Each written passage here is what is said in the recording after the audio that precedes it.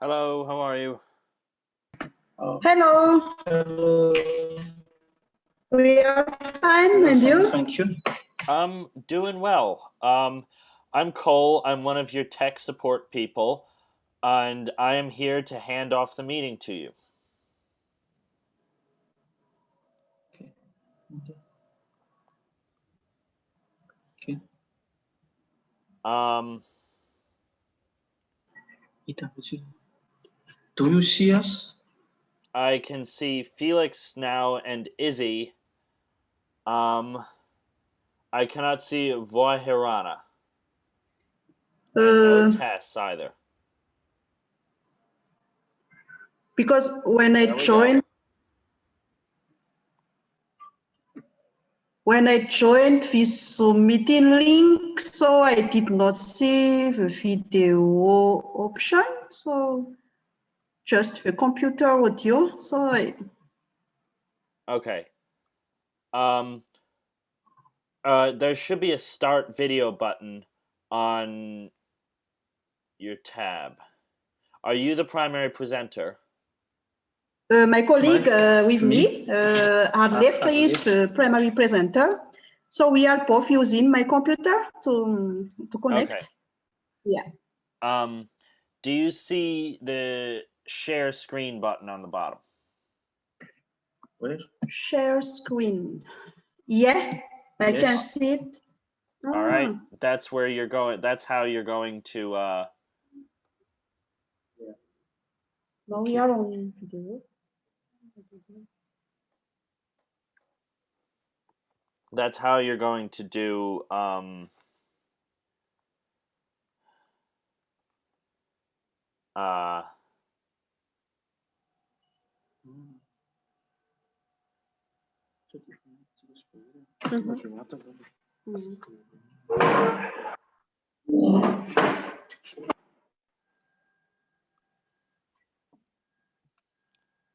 right.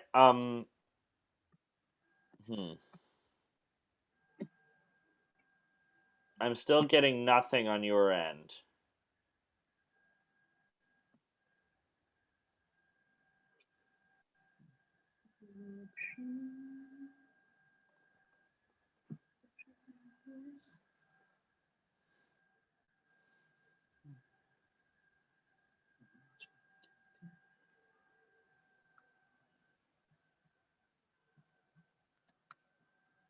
We don't know.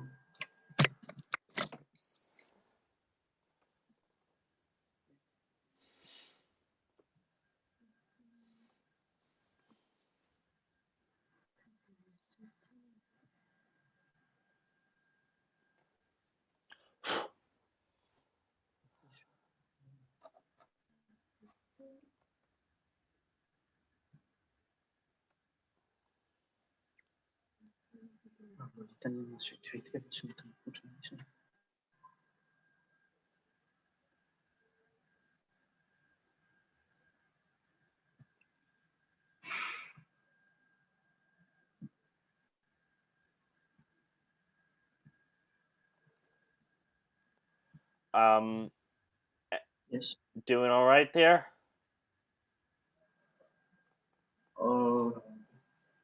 We can see or You can see us.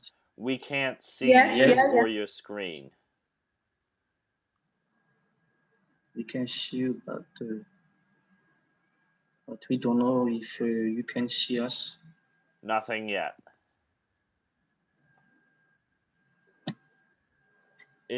Are you trying to share screen right now? Yeah. Where? Share.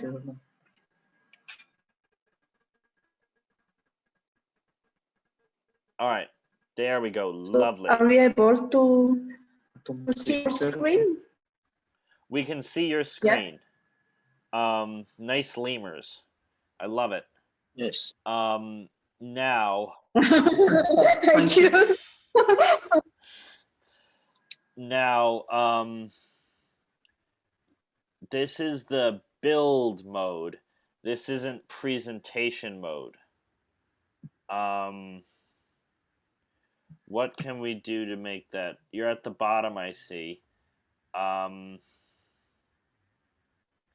you save this and play it in and see if it's openable as a regular project?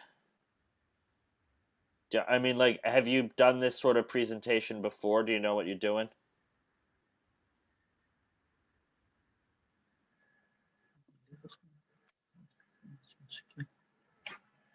So we do not understand. How do you mean by All right, so the ideally, presentation?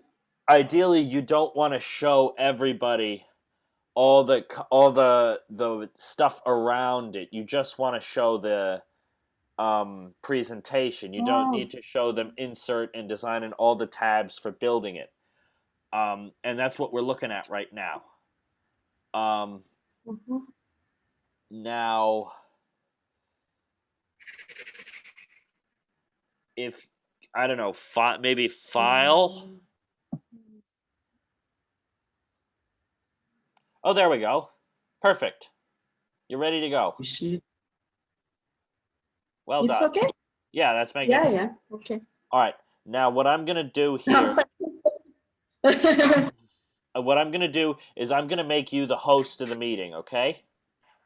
Oh, can you make everyone in this meeting currently host, please? Yes.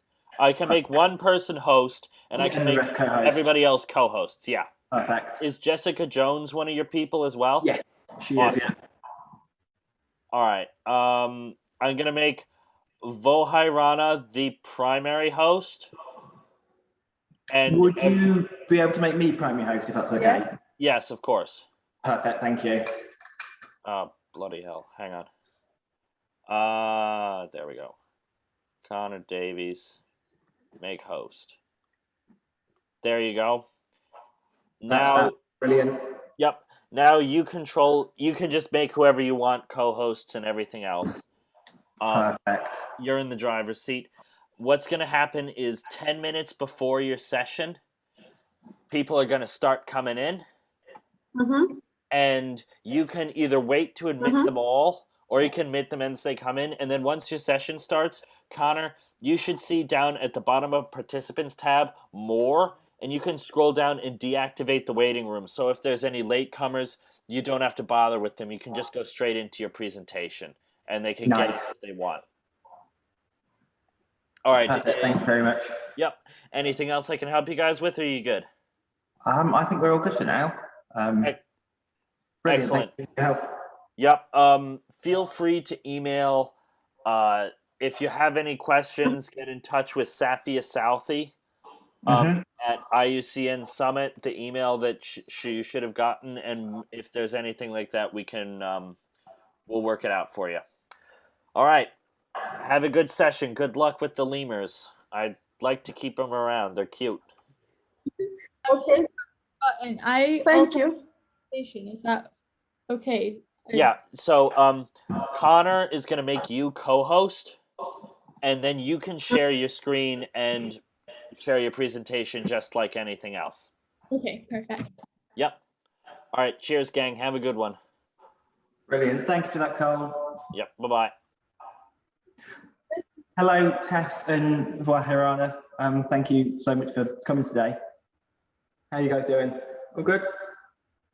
Hello, Connor. Nice to meet you. Yeah, lovely to meet you too. Thank you. It feels like we've been speaking for so long on emails.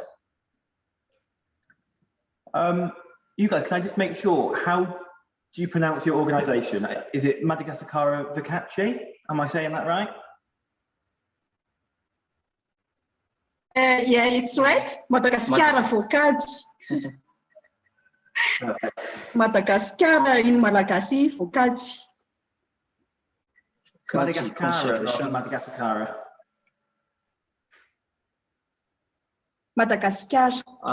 Madagascar in Malagasy, but Madagascar in English. Perfect. Brilliant. And Haralafitra, am I saying that name correctly? Just to make sure I introduce you with the correct pronunciation.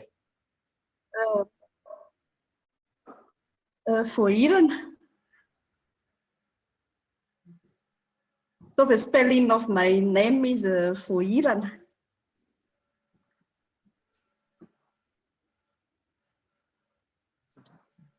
Okay, no, perfect. And Haralafitra, how is that? Am I saying that correctly? Is that the right pronunciation? Yes.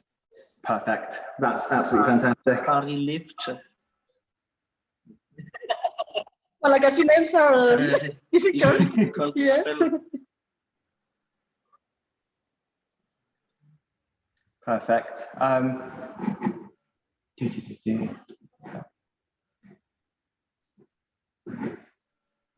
Right, can I ask you guys to stop sharing your screen for me, please, just so we can, because what we'll do is I'll speak for a little bit really quickly at the start. We'll pass over to Tess, who's going to go first. We've then got a video to play from the Philippines, and then we'll pass over to you guys in Madagascar.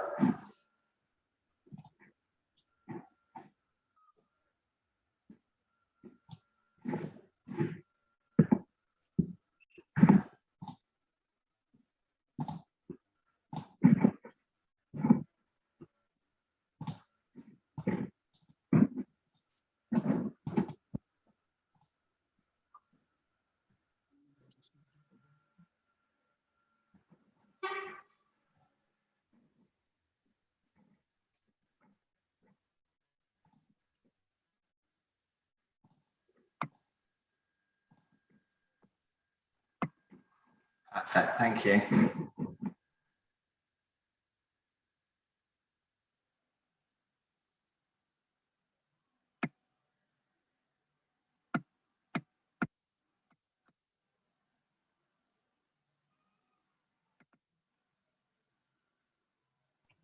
Connor, are you making us co-hosts as well? You've muted. God's sake, at least you did that now. Yeah. You're already co-hosts. Oh, okay.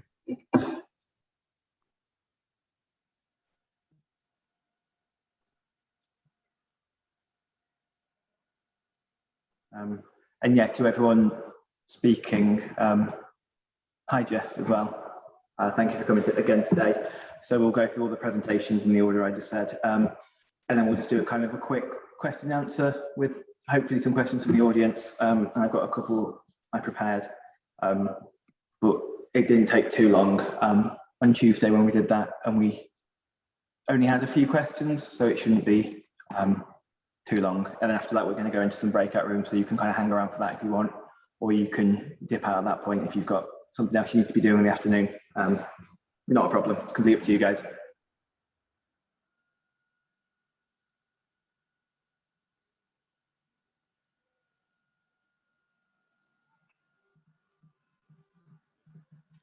Yeah, I'll have to run at, I don't know what time, but after the Q&A.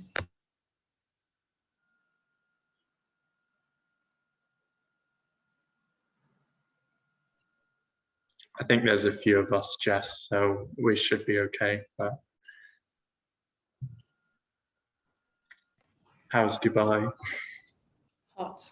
Yeah. And there's no lockdown here, so it's pretty normal. Yeah, I was there at Christmas visiting my dad, so it was pretty nice how back to normal everything is. But Yeah. I'm stranded here though, for now. yeah. And it's going to be Ramadan soon as well. Yeah, next week. Yeah. So do you know when you'll be able to leave? Ask the UK government, I don't know. So we'll never know. May, probably. Oh, okay.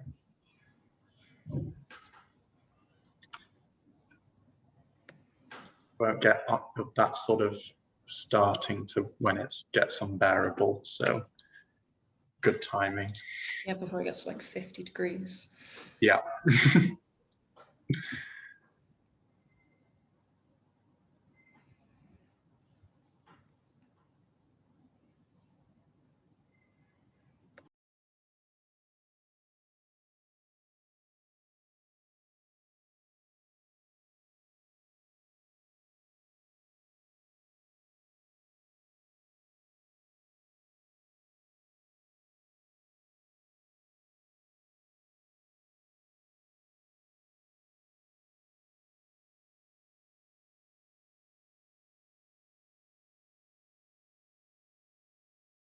How many are we expecting, Connor? Do you know? Not really. Hopefully we'll get a similar number to the amount we got on Tuesday, which is kind of 50, 60. But we've not got as many signed up as we had then, but I don't think we clash. There's one thing that we clash with today, but it's anybody's guess basically. Do I sound less echoey now? Say something again. Something again. Yeah, that's better. Cool, perfect. Hi Chelsea as well, thank you for joining. Hello. Be here. When do you have to whiz off, Chelsea? I know you can't stay for the full session either. Well, to be honest, I've still got my work on the other screen, so I'm just going to try and get away with it. It's year end at the moment, so it's just absolutely mental. So yeah, I'm just going to move all my meetings around it. So hopefully I can try and stay for the whole thing. That'd be great. Yeah, we were saying that it's year end, so we weren't expecting you to come for it. I had my meeting with my boss and it was finishing at like 3:15, and I was like, you know, you're twitching, like, come on, like, I want to jump onto this.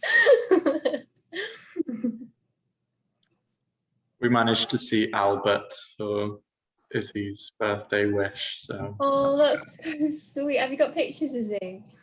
Yeah, I have. Yeah, check my Instagram already, Chelsea. God. Already? I didn't even know. Yeah. Or you won't be able to see on it. It won't like show up. Oh, Lord. So cute. Are you at the zoo now then? Yeah, we're in the learning centre near the Jaguars and Rora, you know, the like long one.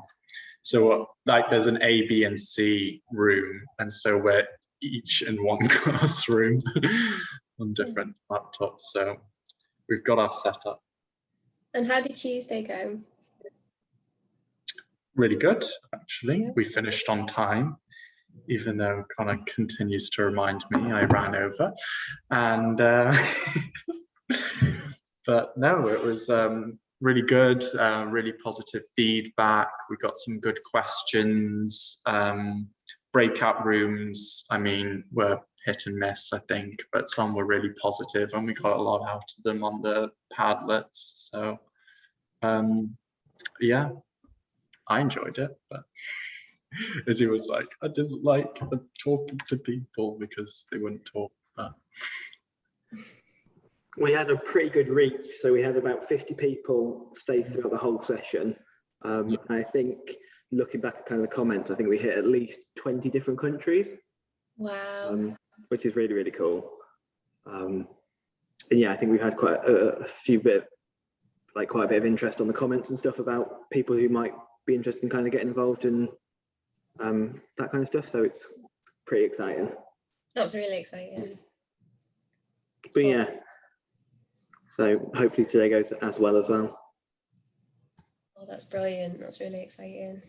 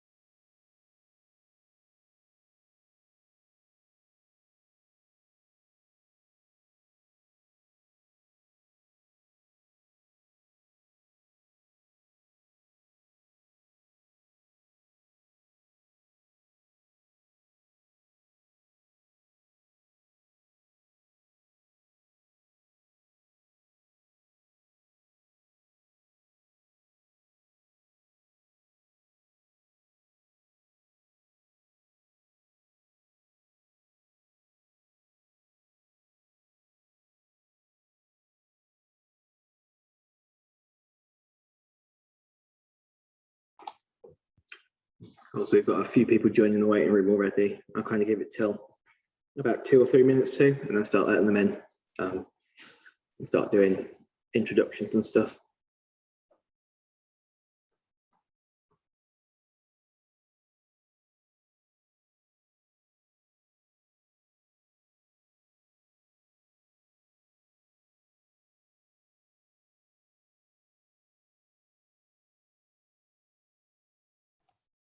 Right, we're starting to get more people turning up now, so I'm going to open the close the waiting room and let people in.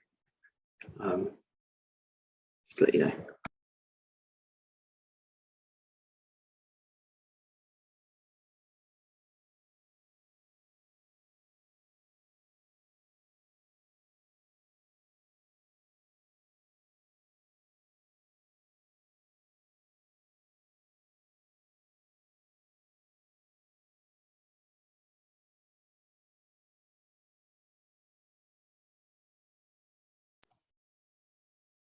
Hello to everyone who's currently joining this session. Thank you for coming to this second session by Chester Zoo Youth Board. We're just going to wait for a little bit longer to let everyone who wants to join in, and we'll get started in a couple of moments.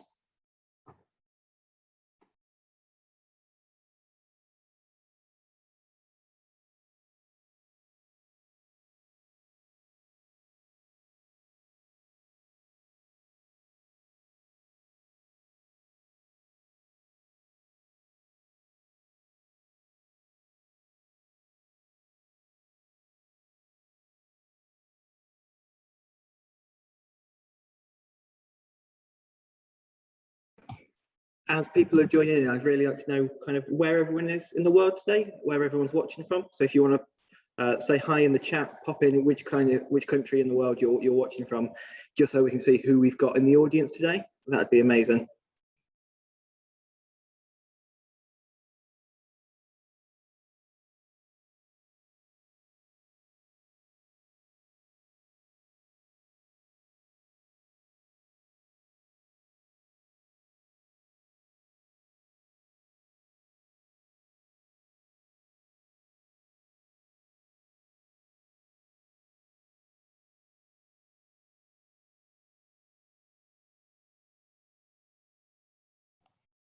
Brilliant. So already we've got people from Canada, Colombia, the Philippines, Newcastle, slightly less exotic, but still really good. Great to see you. Madagascar, Morocco, Croatia. So already we've got people from all over the world. That's really, really amazing. It's great to have you all here. I am going to get started, but there might be people still kind of dropping in. So we'll kind of kick this off. This is a presentation from Chester Zoo Youth Board about models of youth engagement in conservation governance, making young voices heard.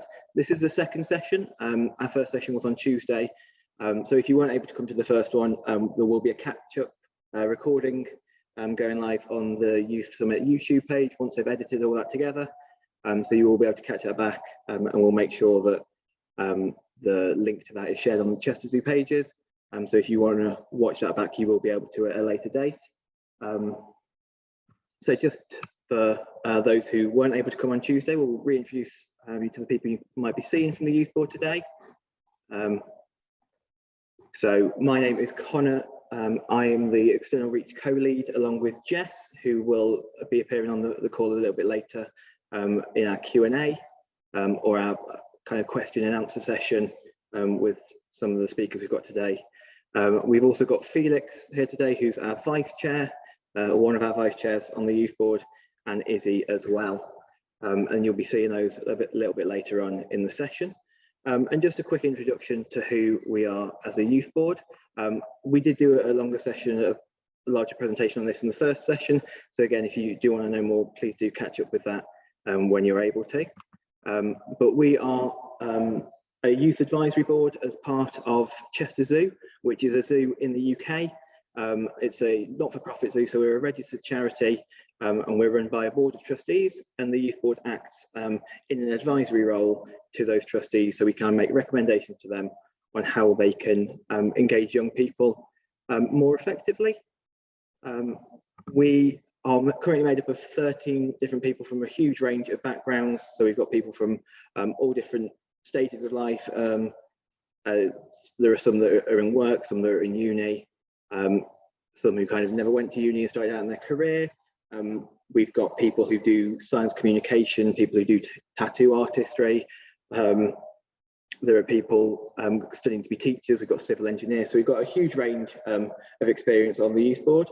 We're all aged between the ages of 18 and 25, and we've been meeting since March of last year. So we managed to get one meeting in before the coronavirus meant that we locked down here in the UK.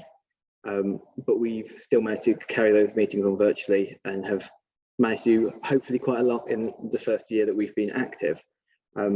And as a youth board, our role and our mission is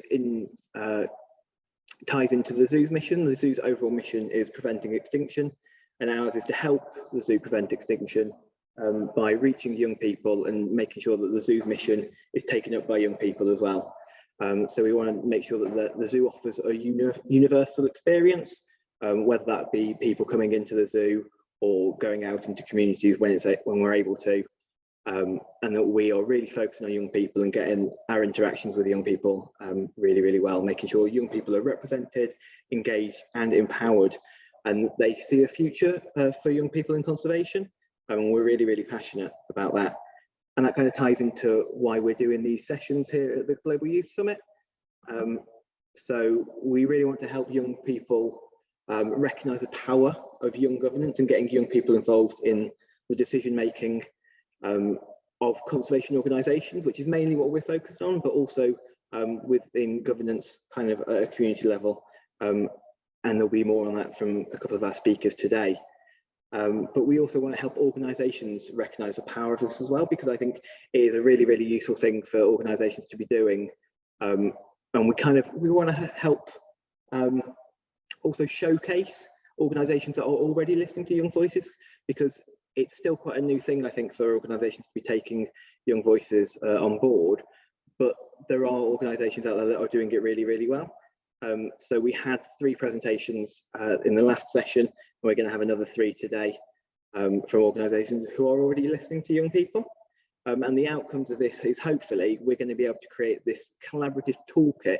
So we're going to be able to talk to lots of different organisations that are already listening to young people, and collect this resource of advice, best practice, and kind of a how-to guide, so that if other organisations wanted to set up some sort of youth governance or youth board, they'd be able to have this document to kind of refer to.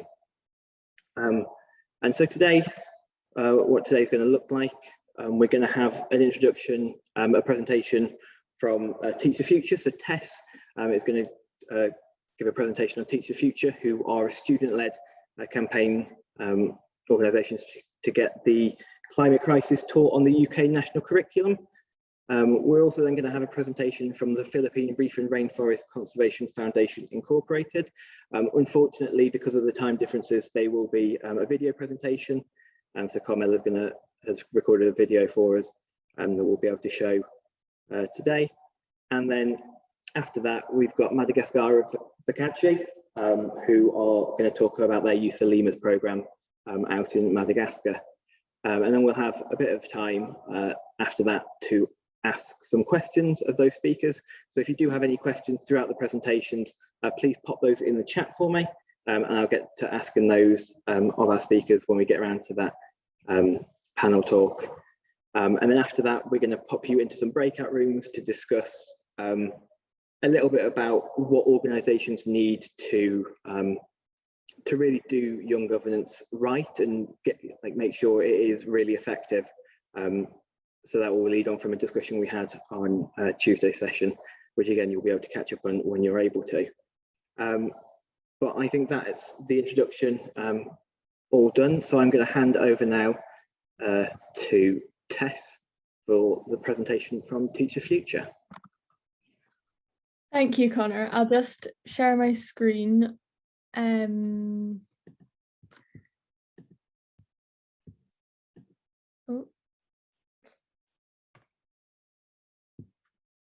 Sorry, this isn't. It's just not loading. Um,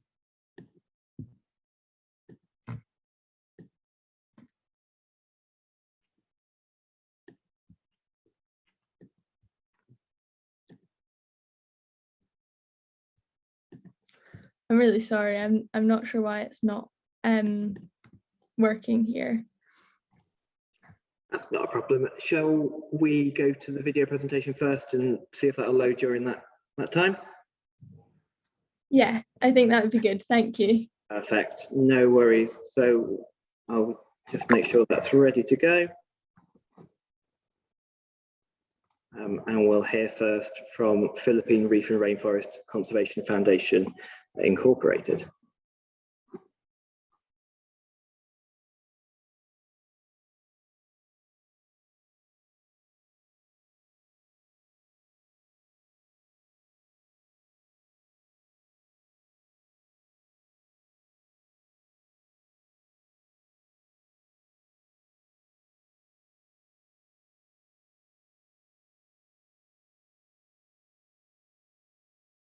Hi everyone, greetings from the Philippines. On behalf of our organization, we would like to thank you for giving us this opportunity to share the work we're doing here in the Philippines.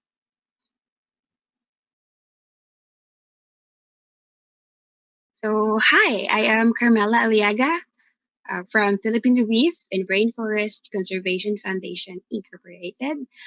I live in a small fishing village here in the Philippines and was given opportunity to study fisheries.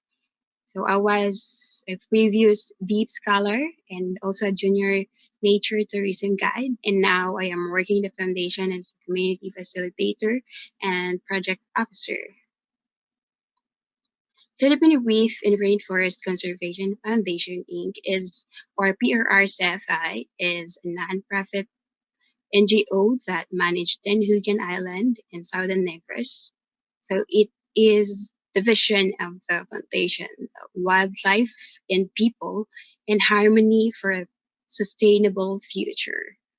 So this, for us, conservation doesn't mean protecting the wildlife only, but it also means that we also, because we also need to work with people, especially the young people, because we plays a vital role or very important role in protecting wildlife and also the nature.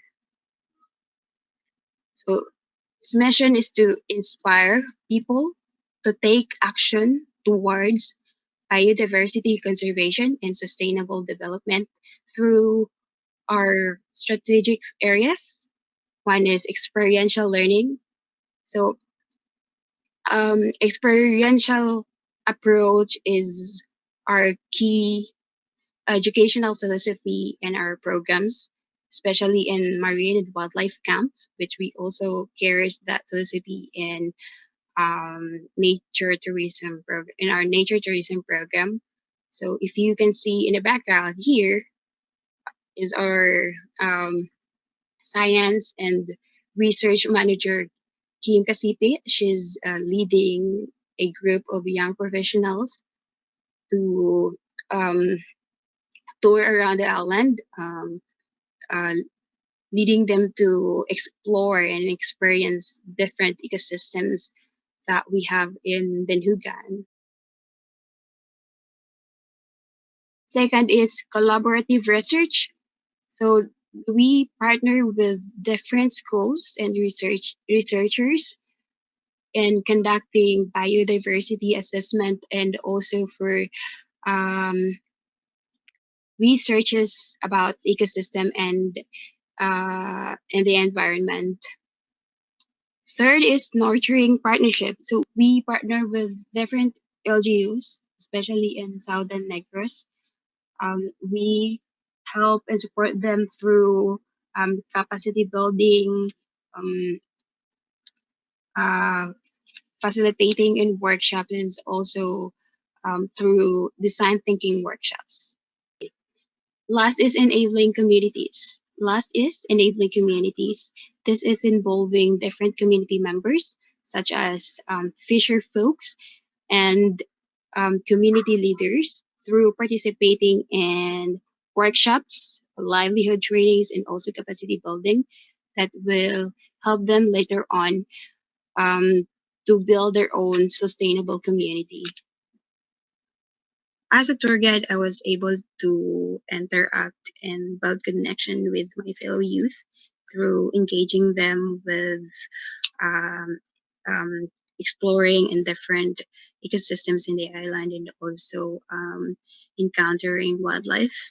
I was also able to share our works in the foundation in why is it important to protect wildlife and conserve nature. Such as about guiding our guests into places, but it is also guiding them to connect more to nature. We also engage youth in different environmental activities such as cleanups, waste audits, and also in conducting IECs in different um, coastal communities that we're partnering with. So we have uh, volunteers and and participants from schools and also from different youth organizations. So here in the photo is fish bolan. It is an IEC of SWEEP or Sea Waste Education to Eradicate Plastic. So this IEC is about reducing plastic waste or the flow the plastic the the flow of plastic waste in the ocean, since it is also one of the major threats in our food security and also to a threat to our health. We also interact with the kids and also fishermen. We show them how these microplastics that are in the ocean affecting their food, their catch, and also how this will affect their livelihood.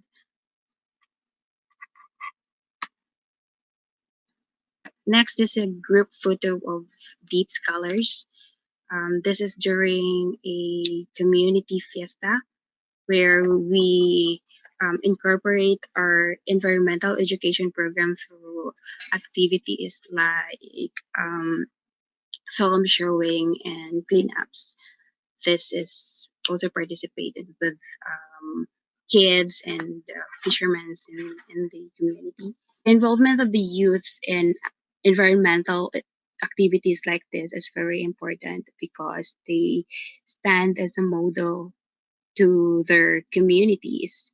So, leading and facilitating um, activities like this will also inspire their um, younger generation to be involved and engage in activities like this, and someday also to become youth leader in their communities.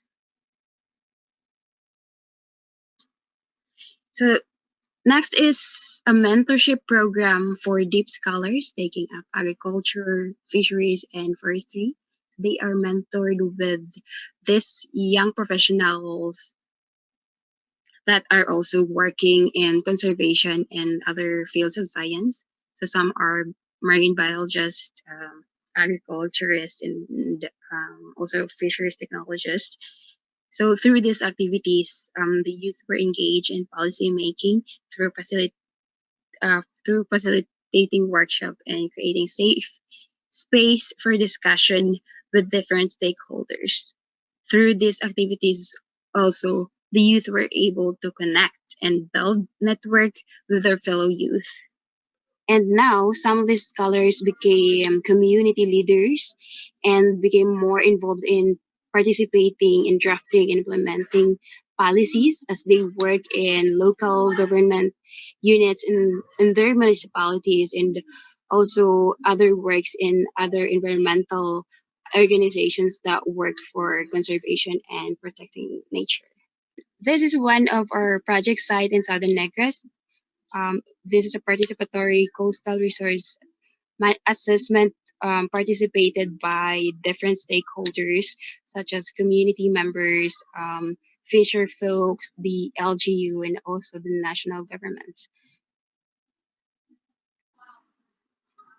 So in my last slide, I can inspire more youth through guiding. Tapos, makamit ako more people to let them know and understand sa atin works in the island.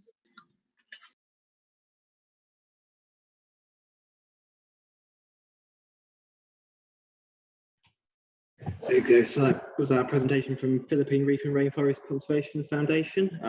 Hopefully they'll be able to see that back on the recording. And thank you so much to them for providing that video for us. I think that's a really good example of how you can equip young people with the tools to go into local governance and have that benefit for both the organisations and for their local communities. So I think that was a really, really nice project that they've got going on out there. I'm really, really grateful for them for presenting for us.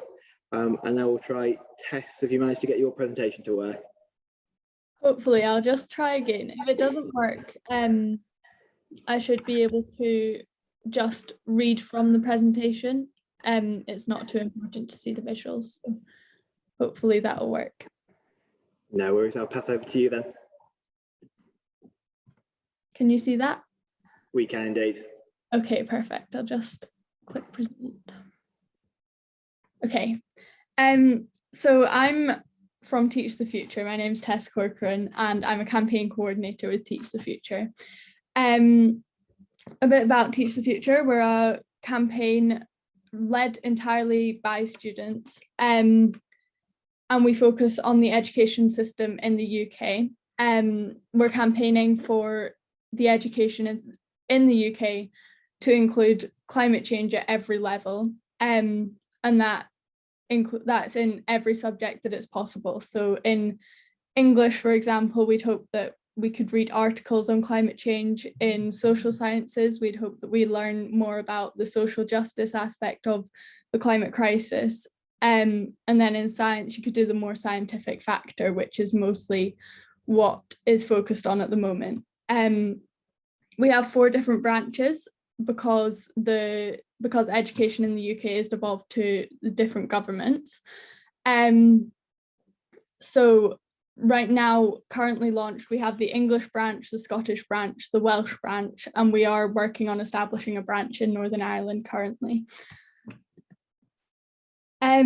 So more about what we want. This is kind of an overview. We want to make educational buildings climate friendly. We want to teach students about climate change.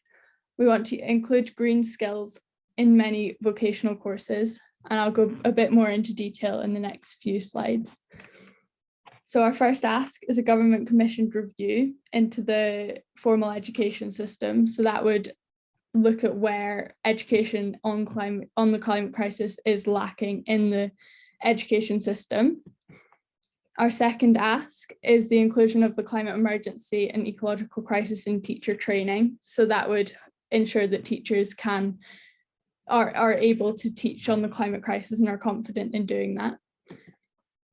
Our third ask is an act of parliament. So that's different, has a different name in every nation, but it is a similar premise. So that would include making climate education compulsory across the curriculum, as well as making educational buildings net zero where possible by 2030. And then our fourth ask is different. There's not a fourth ask in England, but in Scotland, it's increased priority for sustainability in school inspections, which would ensure that sustainability is a priority for schools, not just because of sustainability, and that would give a motive for schools to include sustainability. And in Wales, that's to make sure that educational buildings are carbon neutral. We've done a few things, which is really exciting as a youth-led campaign. England have held a parliamentary reception. We got a lot of MPs to attend that reception, which was really exciting. We've had some news coverage on BBC Breakfast. launched the Green Recovery for Education campaign. So that was in light of COVID, and we were hoping that that would get some spending focused on schools. And we've had several meetings with politicians. Wales has only set up in October 2020, and they've already had a meeting with the Education Minister, Kirsty Williams, which is really exciting. They've submitted an amendment to a bill on the curriculums and assessments, met with many members of the Senate, including ministers, and they've changed new curriculum guidance to include climate change. And Scotland has done a lot of work on manifestos. So we're in the Green Manifesto, and we're working on getting into the SNP manifesto. We've met with the Education Minister, John Swinney, and we've hosted some hustings events and just generally a lot more, which is really exciting for our campaign. So a bit more about how we organise as young people. We're entirely youth-led, so we're a student organisation. We have members from the beginning of high school, so I think one of our youngest members is 13 currently, up to higher education, so we have people in university and college as well. We're parented by the Youth Strike organisation, so in Scotland that's Fridays for Future Scotland. In England, that's UK Student Climate Network, and in Wales, that's the UK Student Climate Network Wales. So they give us a lot of our publicity, they give us a lot of members, and it's really great to be supported by them because they intersect with our values, and a lot of our framework for what we're asking the governments to do does come from the strike movement. We're also parented by the respective strands of NUS. We're also supported heavily by Students Organising for Sustainability UK, and that's kind of our support branch. So that they are a group of adults who support us financially. They give us support if we have low capacity, and if we're struggling with any work such as manifesto work or policy work, they will give us support there. And that's really great to have them with a bit more expertise, a bit more advice. So that kind of supports us as a youth organisation. We have 11 student staff members, and I'm one of those staff members, 2 adult support staff, as well as around 70 volunteers currently. So that really helps us to manage our capacity and manage more substantial pieces of work, because the student staff have more consistent capacity to carry out work like that, and the volunteers help where they can, and it's really great to have that balance. Students have the full authority to make decisions, so although the adult support staff do advise us on a lot of decisions we make, and they'll tell us how to kind of discuss those decisions and give us a lot of support there, the students will always make the final decision. So that's really great to have as that kind of, as a youth organisation. We just always make sure that it is a youth decision to make.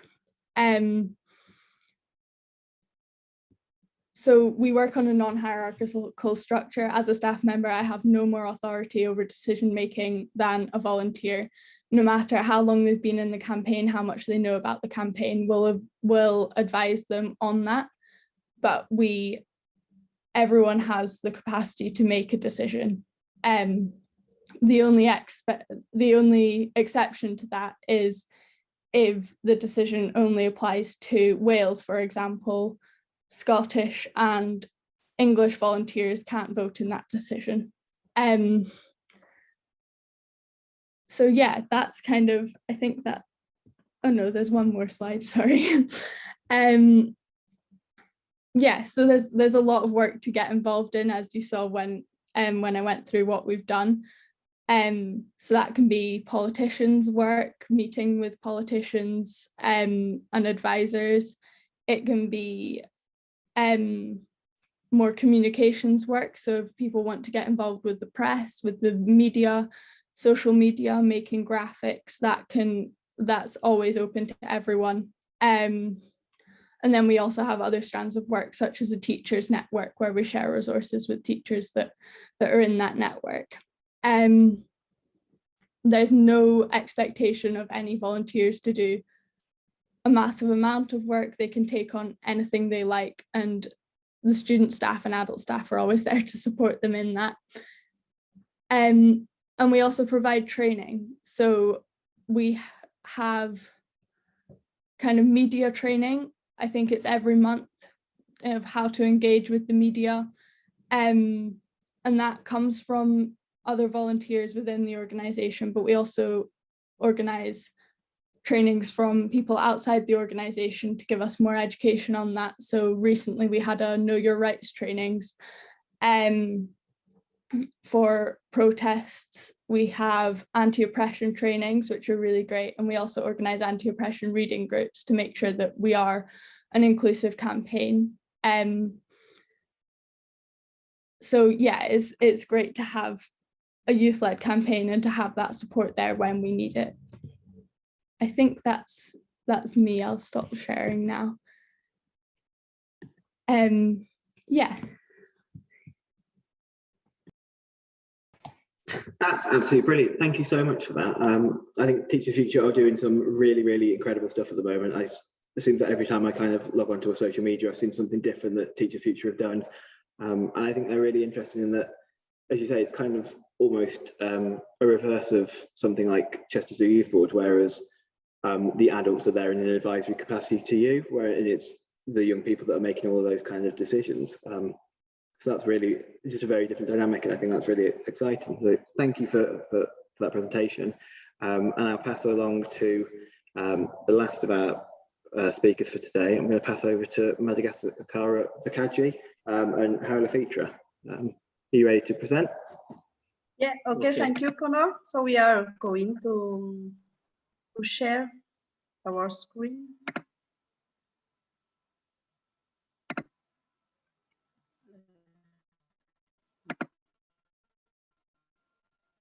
Do you see it?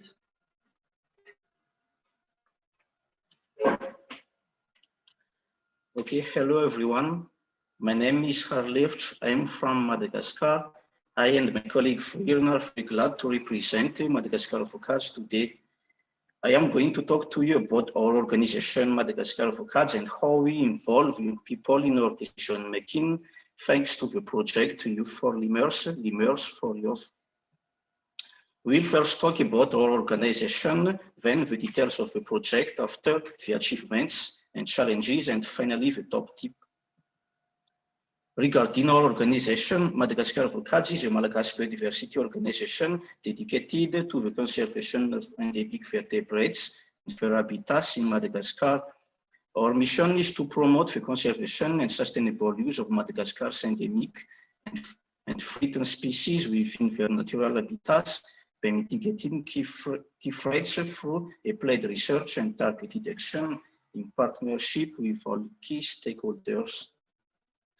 About the context, most youths in Mangabe protected areas seem to be doomed to become farmers practicing slash and burn agriculture and hunting due to poor education, long distance of their villages to the nearest town, and lack of employment in the town. They therefore are likely to continue clearing the forest and hunting the lemurs now and in the future. So since 2016, thanks to the funding from IUCN Save Our Species, we started an initiative aiming to reverse the situation and make youths lemur conservation ambassadors. That's why we recruited young people, and by the end of the project, we expect that these emerging young leaders will drive the social dynamics at the communities within and around Mangabe, inspiring all community members towards sustainable development. In this context, We work with young girls or boys who have already left school and who live around and within the Manga protected area in 3 communes, Bar, Manga Reef, and Lacat. And they are between 14 and 30 years old, and each group is composed by 8 to 15 members. And about the recruitment, we run the awareness campaign on the youth project during community meeting. We explain the rules and the eligibility criteria from the young people. Then we ask if there are volunteers between 8 and 15 young people per team. If the number of interested is greater than 15, the villager will have to adopt different selection criteria depending on them. Then youth team who registered received this training, such as speculation of air choice, agroforestry, awareness techniques, radio communication, citizenship and leadership, management and accounting, good governance, health vision, and self-esteem. And to carry out their activities well, we provide periodic coaching and guidance to the teams. We also provide them with agricultural equipment and seeds of their choice, such as rake and sprayer, and we provide posters too for running awareness campaign. And thanks to the training and the supports, young people are able to carry out their activities, and their activities are as follows. Firstly, raising awareness for lemur conservation and farming techniques, and running farming techniques of their choice in the demonstration plots and in their own field. Participating in conservation activities such as reforestation and patrol, and participating in village development activities such as construction of road, construction and redevelopment of buildings, village cleaning and other. And they must always communicate with Madagascar Avocadi and send reports on their activities. About our achievements, we are now working with 125 young ambassadors of lemurs conservation, divided into 16 teams in 16 villages. And each group has chosen a speculation to practice. So we have 16 demonstration plots, 2 rice farming, 4 bean culture, 6 ginger culture, 2 fish farming, and 2 beekeeping. And 89 members have already adopted the farming techniques of their choice. Regarding the awareness campaign, youths held a total of 543 awareness campaign sessions within the 16 villages. The awareness campaign are about lemur conservation, adoption of agricultural techniques, and other aspects of development according to the training that they received. And the youths also performed songs and poetry on lemurs to make the message easier to understand. And about the conservation, 9 teams have already reforested, 7 teams have already participated in patrol, and each team didn't hesitate to contact us or make reports when they observe violation. And all the 16 teams have already participated in village development activities and are always ready to continue it, and the report prove these activities. Our proudest achievement is the youth empowerment, because young people start to take responsibility and gradually lead the community on the right path. For example, one member of a youth group in a full village, as we see here in the photo, Smelin, John Paul, has been elected as the president of the Community Based Association Eliaga. And for our next mission, we'll continue to assess performance of each team and rank them. Then we will reward the top 3 team with educative chip. Then we plan to strengthen entrepreneurship and market research for production and ensure the independence of youth teams. And we wish to extend the project to other municipalities which need it according to the situation. Our first biggest challenge is to choose the target villages, because there are many villages which want the project, but we choose the villages around the protected area and which depends on the forest, such as slash and burn and hunting. And to overcome it, we work well with people who know the area well to take the right decision. And our second challenge is to properly recruit young people, because there are many young people in each village. However, the space is limited. We must explain the project well and be strict to be sure to recruiting people who are not only curious, but who are ready to participate in the project. The help of the local authorities is very important to ensure the awareness. And during the project, we have to deal with rumors because some people are divulging false information about the project that may cause trouble, and to overcome it, we have to strengthen communication with the group and the villagers to prevent and fight against it. And secondly, for many groups, there are always problems like non-compliance with internal rules, conflicts between team members that they cannot resolve, so they need our help. So we made frequent descents on the ground for the coaching, the monitoring and resolution of the problem. And in this context, we often involve local authorities. Apart from that, climate change such as drought, flooding and rats invasion and the proliferation of phytopathological disease causes many problems at the level of production. Thus, agricultural technicians should take these factors seriously and make frequent field trips. We have to adapt cropping system to the climate change too. And as I've told earlier, to overcome these challenges, we should strengthen the communication to deal with remorse and to be up to date on the situation of the groups in order to facilitate the resolution of the problem if there are any. And we should involve the local authorities, especially the mayor, because there are team problems that require the intervention of local authorities. And finally, about the top tip, through this project, we strongly believe in the power of youth to bring changes and their critical role in conserving the unique biodiversity of Madagascar. And if we want the success of the project, we should believe in youths and listen to them. Apart from that, we have seen that people need innovation and circumstance change across time and space. So we must innovate our systems and adapt our approach according to the context at the local level. And this approach should therefore be reinforced, adapted and replicated at all important biodiversity areas in the country and in the world. This concludes my presentation. Thank you for your attention. And if you have any question, we are happy to answer them.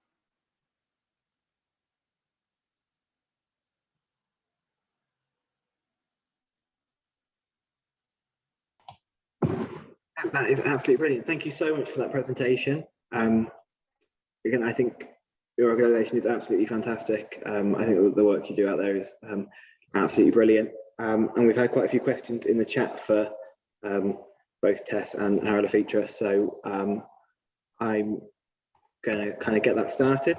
And we're also going to invite Jess from the youth board, from Chester Youth Board, invite her to join in the Q&A as well, just to kind of take the place of Philippines Reef and Rainforest Conservation Foundation, who again couldn't be here in person. So I guess to start with, if I start with you, Tess, just to give you, why did you personally want to get involved in young governance? So why did you decide to kind of get involved and seek out Teach the Future and get involved?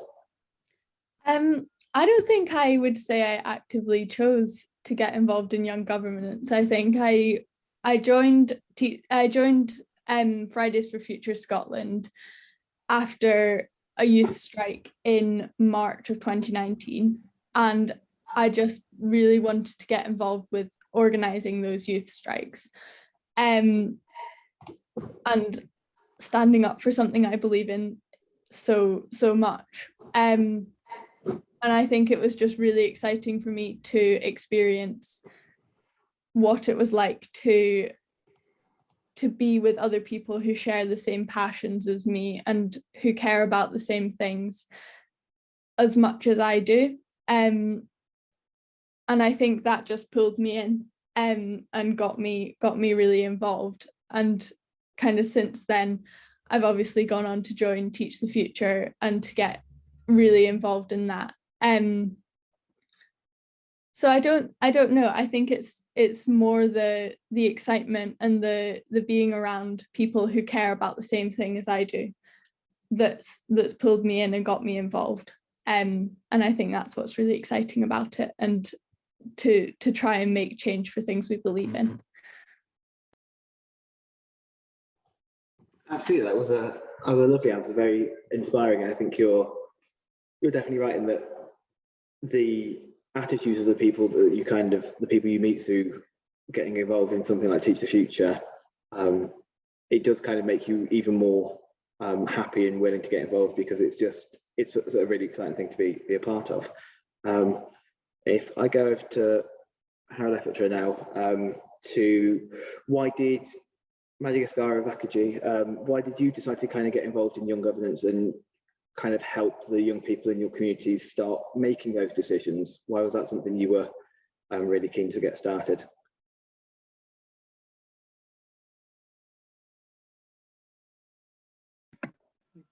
Could you please repeat your question, please? Yeah, absolutely.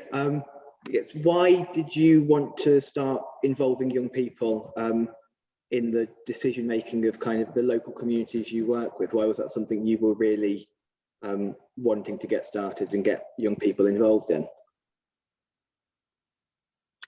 Okay, so as we are working within Magabe, Magabe is one of our protected areas.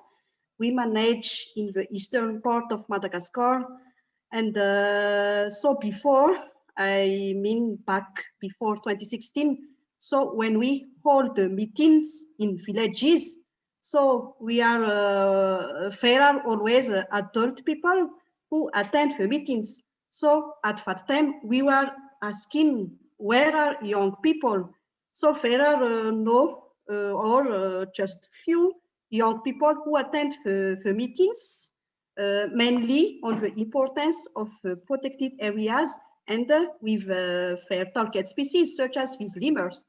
So at that time, so we started to call the young people. So we started to find an approach on how to involve young people to be our partner in our work, mainly in awareness sessions. So that's why this project, the Youth for Lemurs and Lemurs for Youth, funded by the IUCN Save Our Species.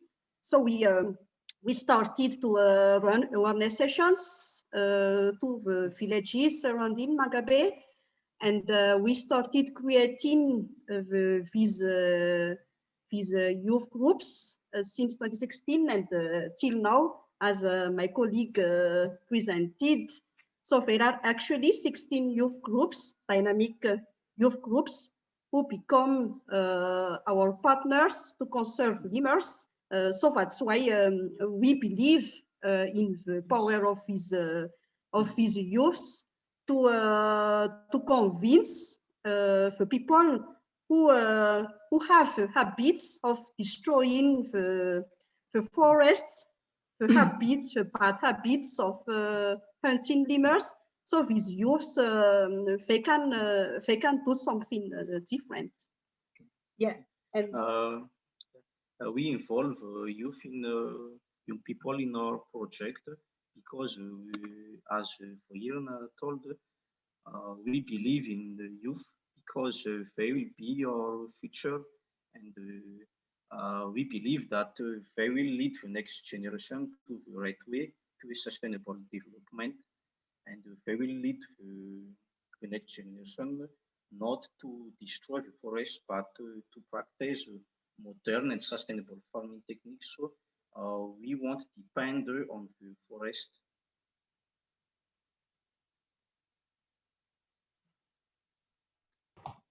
Brilliant, that's fantastic. Thank you for that.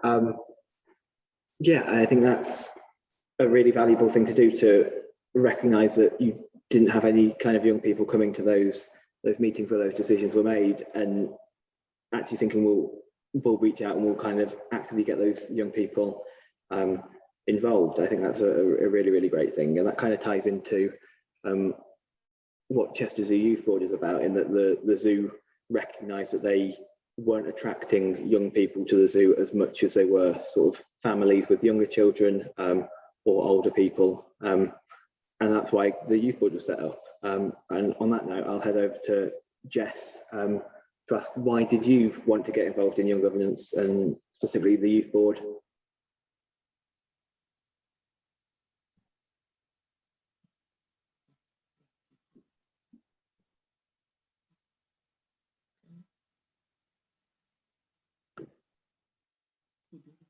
Yes, did you manage to hear that? Sorry, can you say that again, Connor? Yeah, absolutely. Why did you personally want to get involved with young governance? So why did you fancy getting involved in Chester Zoo Youth Board? So I'd been involved in some environmental work at uni, and whilst that was great, I didn't live in the area, so it was very much a during school time thing. So it was really awesome to be able to get involved in something so close to home, in an area that I've grown up in, with a zoo that I've spent my childhood visiting, and understanding, as the view that I got from working in some international organizations when I was at university, being able to transfer those skills and see that any local change that you do make is incredibly valuable, no matter how old you are or where it might be. So it was nice to bring some of that to Chester Zoo. Perfect, thank you. And yeah, I think a lot of us kind of have that experience with specifically the Youth Board. So I think it's really interesting to see that kind of the different reasons people came to the Chester Zoo Youth Board in particular. But we've got a couple more questions for Tess that came through on the chat about Teach the Future. And there are a couple that were fairly similar and asked kind of which schools exactly you target and which types of education. So there was a mention of whether it's teachers that are doing kind of formal education in schools, just the kind of curriculum education, or maybe people that do you kind of incorporate people who may come into a school for a day to do a special session, and by kind of extension, like forest schools and things like that. And also as a kind of second part to that, do you work with any special needs schools and kind of reach out to them and include those in the campaigns? Yeah, so I think the difficulty with specific schools is that we don't really work with schools in particular. We work to change the curriculum to fit across all schools. So we can't change the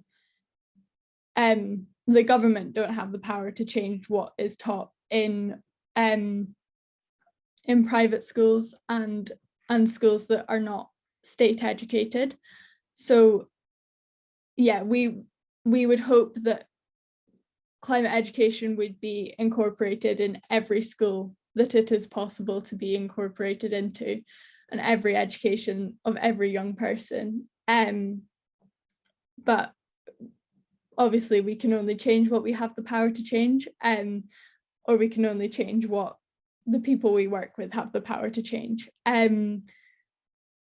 So yeah, but in terms of specific subjects, we do want climate education, as I said, I think at the beginning, we want it to be incorporated into every subject that it can be possibly taught in. So social subjects, sciences, home economics, everything that it can possibly be incorporated in, we think it should be everywhere it can be mentioned.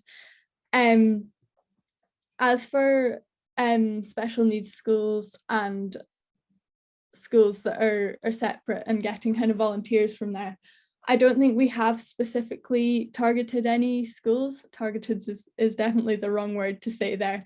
But I don't think we've specifically recruited volunteers from any schools. I think that's definitely something we should look at and have a think about, but the vast majority of our volunteer base comes from other youth strike movements. So we kind of put an advertisement out on our social media saying we're onboarding new volunteers. If you want to come along and volunteer for us, sign up here. So we've not specifically got anyone on board. But that's definitely something we can think about and look at in the future. So I think that's a really valuable question. Thank you. Brilliant. Thank you very much. I'm going to head back over to Madagascar Refugee now as well. There's a question. Do you over there in Madagascar find that a lot of the young people are aware of the climate issues already and come to you because they see that something needs to be done? I guess you kind of answered this in the last question, when you said that you started including young people because you noticed that they were missing. But I guess since you've started doing your work, have you noticed an increase in kind of the awareness of young people and people coming to you rather than you going to them? Yes, we run awareness campaign, and during awareness campaign, young people are coming to us, and we find that a lot of young people are aware of climate issues and come to us because something needs to be done, because climate change is causing many problems, and these young people are convinced that all of these problems caused by climate change, are caused by deforestation, by forest clearing, and if we don't do anything, yield will decrease because of flooding and drought and others. So we should make reforestation, and these young people are convinced to change something, like stopping clearing the forest and looking for a way to increase the income, such as practicing modern and sustainable farming techniques. So during the community meeting, we run the awareness campaign about the project, and these young people come to us to be a part of youth teams, because they want to become young lemurs ambassador, and to act for the development of their villages, and to participate in the conservation of the biodiversity, and to increase their income.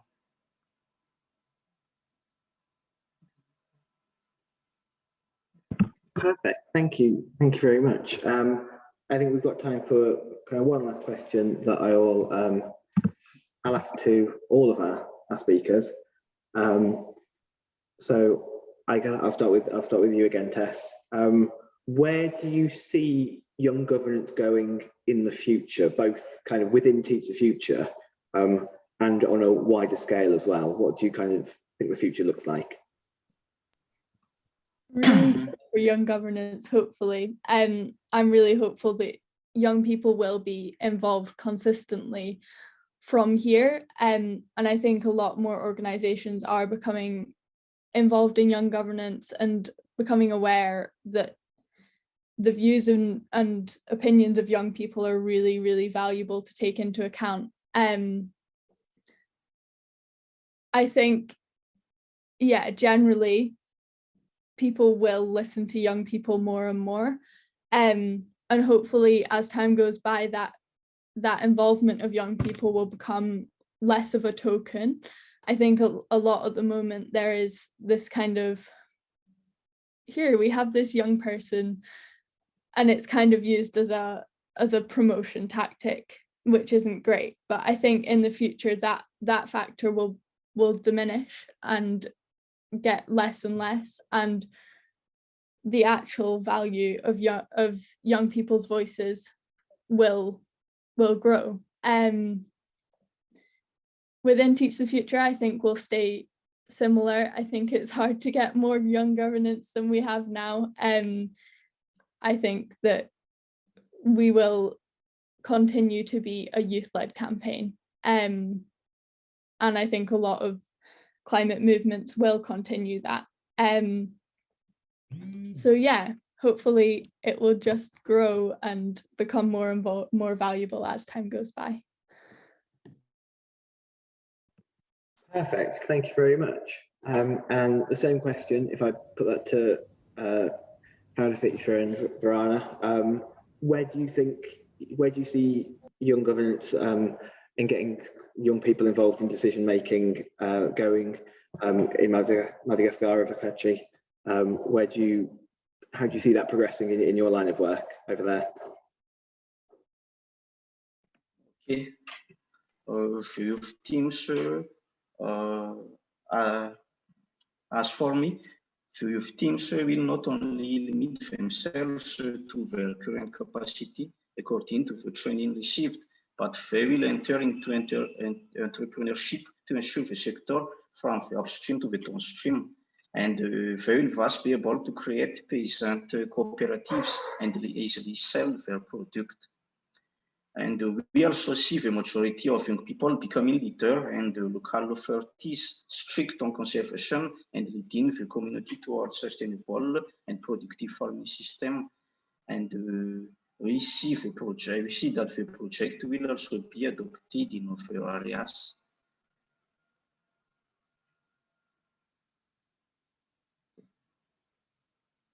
Oh, perfect. That's absolutely brilliant. Thank you very much. And lastly, I'll come to you, Jess. So same question, where do you see young governance going, both on the Chester Zoo Youth Board and kind of on a wider scale? So on a wider scale, I guess I'll start with that. We're incredibly lucky, I suppose, that the youth movements that we're seeing now means that our younger generation will become the older generation. So we'll be moving up and hopefully educating those below us in the way that we wish we'd been educated. So we are at a point where the ecological consciousness is shifting upwards in age. So when I started caring about the environment, I was maybe a teenager, and now I'm in my 20s. And from then onwards, as we age, we'll sort of pass on the messages to those below us, as was done by our educators and notable figures in the media and things like that. Well, the ones on our side anyway. And in terms of Chester Zoo, I think we have been an incredibly lucky group of individuals. I'm sure Felix, Izzy, Chelsea, and Connor, who are all here today, can agree with me. And any mistakes that we've made, and there's been mistakes, but there's also been some incredible successes. Hopefully the next youth board can learn from. I hope they have a much more, feel like they can do so much with the position, the platform that they've got. And I really hope that we've managed to lay that foundation for them. So all I can hope for Chester Zoo is that we can just find some people that are as awesome as the people I've been lucky enough to work with for the past year. Thank you very much. And what a lovely, inspiring little note to end on. So thank you for that. And so I'm going to say thank you so much to all of our three speakers. You've been absolutely amazing. Thank you so much for coming along. If you do have any more questions, please feel free to pop them in the chat, and either they'll get answered in the chat, or we can kind of pop some answers on Hoover after the session for you. Thank you so much, guys. I'm just going to share my screen again and kind of discuss what we're going to ask you to do next.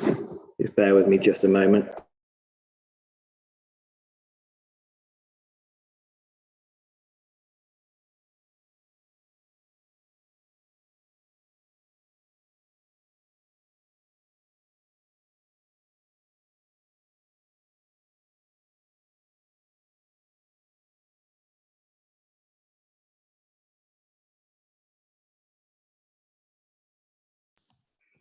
So at our last session on Tuesday, we started a discussion all about young governance.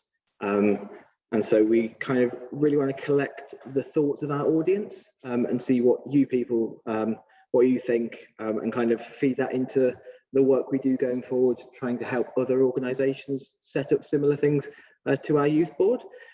So the last session, we asked a couple of questions. I'm just going to kind of run through the answers and the feedback that came out of those really quickly before I ask a third question and pop you into some breakout rooms that will be facilitated by a member of the organising team. So you won't be left on your own in those breakout rooms. There'll be someone to kind of help steer that conversation So last session we asked what contributes to successful young governance. So if you want to do it well, how can you kind of go about doing that? And one of the really strong things that came out of that was a diverse range of voices. The kind of overall theme was you can never make something worse by including more voices. And the more people you include, the more experiences you're going to have and the more valuable that information is going to be to inform the decisions you make.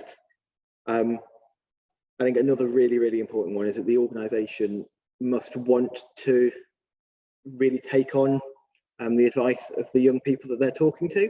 So they need to be really receptive to those ideas, actually willing to make the changes, and also really willing to accommodate young people and make sure that they are supported, have a strong system of support in place as well, to make sure that those young people can be as effective as they can be, because a lot of young people will never have had any experience of decision making at kind of the high levels that these organisations make decisions. I think another really important thing, and one that we spoke about, Chester Zoo Youth Board maybe didn't have a clearly defined structure initially at the start, and so we were a bit unsure about kind of the scope that we were allowed to look at, how much of an impact we were allowed to have. And so I think when you start out, it's really important to define so that young people know what they're expected to do and how they're being asked to have an input. So whether they're allowed free rein to organise a campaign, or whether they're being asked to feed into a campaign being run by staff, if that's kind of the organisation structure. And it also helps to have really clear targets to work towards, to avoid kind of branching off and getting bogged down in things that may not be fulfilling the aims of the youth governance scheme. But I think the most important thing we discussed is that you need to have young people with the drive, the productivity and the sheer passion to actually make their voices heard and have an impact. And luckily, I think the Global Youth Summit shows that this is not something that is in short supply. There are plenty of young people out there that want to have that impact and want their voices heard, and that it's up to organisations to kind of reach out to them and make a conscious effort to include them. So then we asked a second question, which was, what are the benefits of young governance? And we discussed this in relation to organisations that are inviting young people in, and also to the young people that are being invited in. And so for organisations, we discussed that it kind of future-proofs the organisation. So it means that whatever happens in society at large, the organisation can always respond to those changes and stay relevant, and make sure that they are constantly engaging the public, because they will change with the times, because a lot of people mention that young people are often really, really up to date with societal changes and kind of really at the forefront of driving that change a lot of the time. We also said that it ensures the output of the organisation effectively caters to the target audience. That's a really, really important one, in that if an organisation is trying to direct content at young people, it often misses the mark if it's not informed by any young people. So it's a really, really important thing to kind of have those young people feed into those services and those things that are directed at them. And again, similar to what we discussed on the last slide, adding more voices to discussions the organisation might be having, and allowing those different perspectives to be heard. So young people are going to have very different perspectives to the staff members who may be of an older generation. I mean, it just really adds that value to those discussions that are already maybe happening in that organisation. And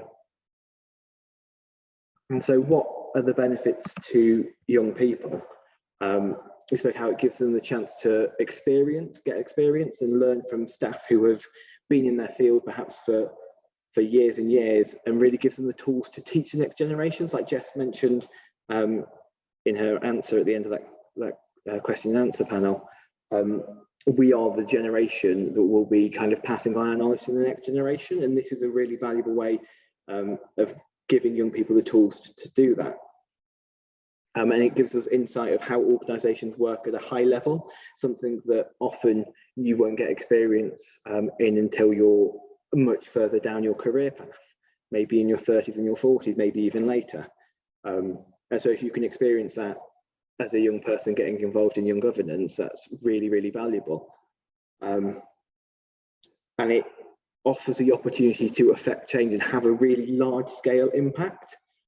So youth campaigns have a huge impact already, but if you're also working with an organisation that already has a large impact, and you have a chance to shape that and make sure that that impact is one that you're really passionate about and that is going to be really beneficial to young people, it is potentially easier than starting a youth organisation from scratch, and it can really make sure that you have a massive reach. And it also helps young people realise the power of their voice. But I think even more importantly, it can help other organisations realise the power of young voices. So if one organisation sets up a young governance scheme and see the benefits of it, hopefully other organisations will really value that and see it in action, having tangible benefits will make other organisations consider inviting young people into their decision making. And then we're hoping, and that's what these sessions at the Global Youth Summit and Chester Zoo Youth Board as a whole as well will have on the sector. We're really hoping that this will encourage other but also other to invite young people into their organisations in that kind of advisory role. So we are going to start discussing the next question, which is, what do organisations need to take young governance forward? So if an organisation wants to implement young governance and wants to kind of get that ball rolling and invite those young people in, what do they need to make that work? And so I've popped the link to a Padlet there. And so if you pop that link in your browser, I will also pop that link in the chat. I will pop that one just there. If you head to that, I'll be popping you in some breakout rooms in a minute with a member of the organising team to kind of facilitate as well. And we'll be asking you to discuss those questions, write any answers you come up with, anything you discuss on that Padlet under the room number that I pop you in. You should be able to see that. But if you aren't able to see that, drop me a message and I can kind of let you know which one to fill in. And then we're going to collect that information and hopefully feed into that toolkit that I mentioned right back at the start. And I'll chat a little bit about right at the end of the session as well. So I'll pop this link right in the chat.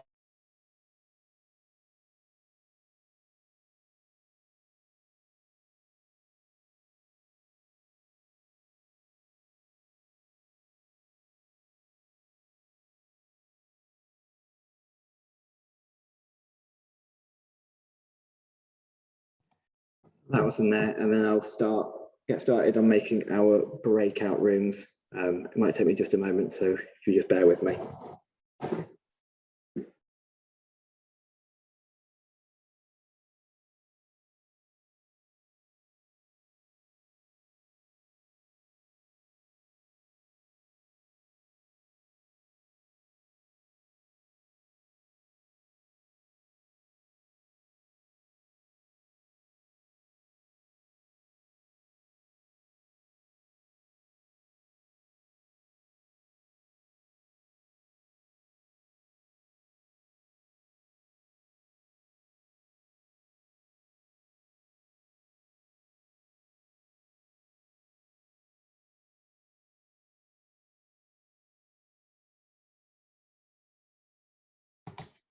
And you should have all had a pop-up saying inviting you to your breakout room if you want to head over there and start those discussions for me.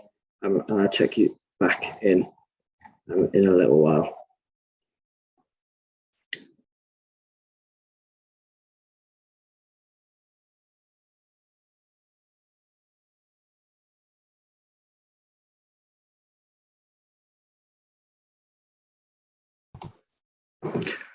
Hi, welcome back everyone. Welcome back to those breakout rooms. Thank you so much for sticking with us and having those discussions. That's we seem to have got some pretty good answers up on the Padlet, and hopefully you've all had kind of a good discussion about what organisations need. I think it's not the easiest question to answer if you don't already belong to an organisation. I recognise that, so thank you for kind of discussing that, even if you don't have a massive amount of insight. So I'm just going to kind of quickly have a look at some of the things we discussed, have a quick run through, and then I'm going to chat about how you can kind of get involved a little bit beyond the end of these sessions throughout the rest of the Youth Summit and kind of beyond, and kind of carry these discussions on. And then we'll wrap up these sessions, hopefully maybe even a little bit earlier.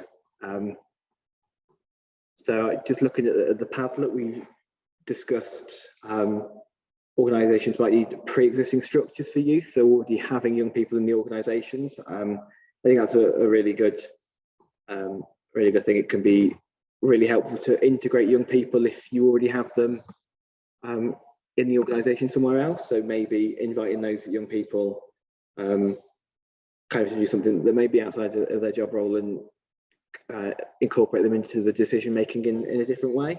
I think that's definitely seems like an easier step for organisations potentially, but then that does also kind of rely on, as you say, having those pre-existing structures and having those young people already there.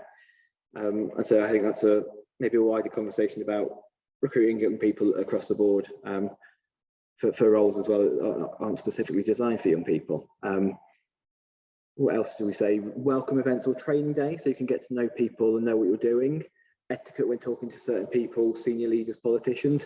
That I think that's absolutely fantastic, because I think that can end up being quite essential. Because I know from our experience on Chesterfield Youth Board, we all came from kind of different levels of experience. So there were some that had been in board meetings before as part of their careers, and there were some that had never heard of a board meeting, had no idea how it ran, no idea what an agenda was and how you kind of create an agenda for the meeting, how like a running structure for the meeting. And when you're talking to kind of even within an organisation, so the CEO of the organisation was always attending our meetings, it's kind of hard to know how to interact with them sometimes. So I think that those kind of familiarisation events would have been a lot more beneficial as well in the initial instance. Prepare staff on how to work with young people, approaches to communicating and engaging with youth as well. Really, it's the opposite of the point before. I think it works both ways, and you can kind of help facilitate that communication between those groups of people both ways. I think that's really good. More events online if young people are limited geographically.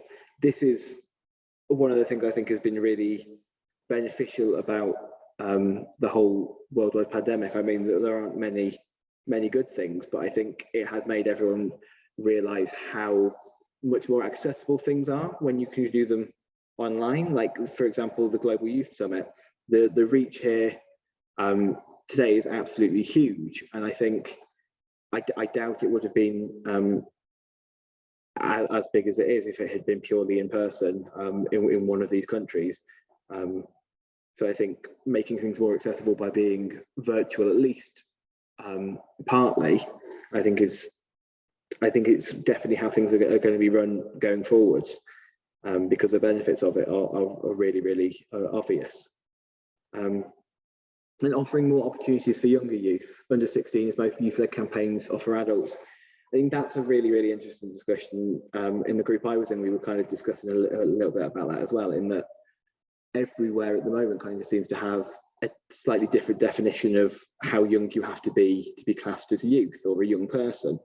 So some go as low as 12, some go younger, some go 18 and above.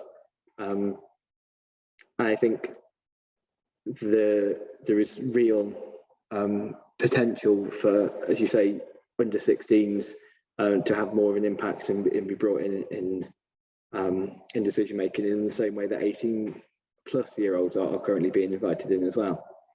And then in the other group, which was my group, we said that organisations, if they are to invite young people in, there needs to be some sort of tangible benefit. There needs to be kind of a benefit to them to justify the investment that they're putting into including young people, whether that be an increase in money, so attracting more young people to a physical site of an organisation increases their revenue, whether it be reputational, that they seem that they can promote that they're including young people, so their reputation with young people increases, and those two can kind of often be quite intertwined, I think. But I think at the heart of it, even within the kind of charity NGO sector, there needs to be some sort of benefit for you to do anything. Otherwise, it can kind of be unjustifiable as a use of resources. We also spoke a lot about active recruitment in the community. So to make sure that you've got that diverse range of voices, considering whether an approach where you ask people to apply is best, or whether actually going out into the community and approaching people who may not feel confident enough or feel that an opportunity is for them and may not apply on their own volition. If you actually go out and actively recruit them, maybe that can increase the diversity and therefore the value of your organisation, like inviting young people in. And we also discussed that governance systems are often quite complicated and quite not very approachable. They can seem really intimidating to young people. I know we experienced a bit of that on the youth board. And so kind of making those more accessible and more approachable to people that you're inviting in can be really, really beneficial. And I think that kind of, it ties back into that point about etiquette when talking to certain people and kind of that welcome point when you kind of are first invited in. So I think that kind of ties together quite nicely.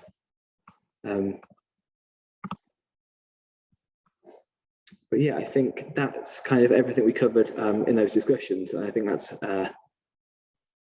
definitely been really, really valuable. And we're hopefully going to be incorporating that into this toolkit that we want to produce. And we would also love for you, all the audience members, to kind of feed into that toolkit. So I'll just, as I'm kind of wrapping up today, I just want to say thank you everyone so much for coming. There's a couple of links up on the page that will you'll be able to find out more about Chester Youth Board and kind of everything we've spoken about. As I said, the session from Tuesday a couple of days ago as well will be available on YouTube as soon as it's been edited by the organisers. You can contact us via that email, which will pop in the chat here as well. And we really like your input into this toolkit. So if you head to the Typeform link on that PowerPoint as well, which I will also put in the chat in just a moment as well, we'd really love to see kind of, that's just a kind of mailing list, so we'll be provided with updates on how to feed into that toolkit and make sure that it's really collaborative and we're hearing from loads of different voices, whether you be organisations looking to kind of implement some sort of young governance, or young people looking to get into it and can feedback about what you might need to be able to access that, or be sort of encouraged to get involved. So that'd be really, really incredible. And I've also, on the Who That app, we've set up a discussion board under the title of this session. So models of youth engagement in conservation governance. And if you can head over there, if you want to, you'll be able to carry on this discussion and the chats that we've having, and kind of connect and network with some of the people that you might have met in breakout rooms, or who have also been in the audience for these sessions. So please do head over there. And I will just very quickly pop this Typeform link in the chat.